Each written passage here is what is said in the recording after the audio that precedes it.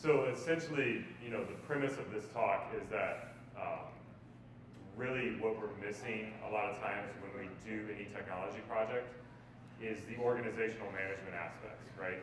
And so there's always things that go wrong, and most of the time when it's a technical thing, we can get around it, right?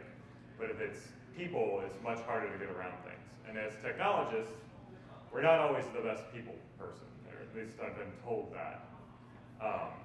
So my goal is to kind of help shed some insight based upon some experience, some of my training and things like that, to let you guys know how in the past maybe I've gotten around these issues, or how you can get around issues and get around the different characters that you'll encounter, much like the dude did when he's just trying to get his rug back.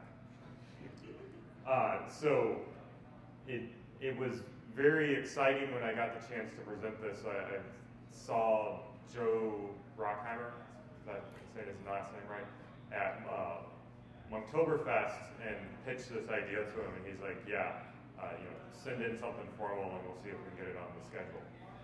The nice thing is that because the Supreme Court has roundly rejected prior restraint, they couldn't actually prevent me and censor me ahead of time. So come on, guys, it's a reference to the movie when they're in the diner, right? So a little bit about me. Most of you probably have no idea who I am. So went to the University of Chicago. I am a Buckeye as well. Went to the Ohio State University. One of the few 12-0 football teams this year that will not be going to anything else because they're on probation. Done Linux engineering, operations work for a major online travel site, software pre-sales for a long time as well, and in my most recent role, which I start on Monday, I'll be a cloud architect for an outsourcer and system integrator. So let's talk about organization management and why it's important. I think everybody knows why it's important.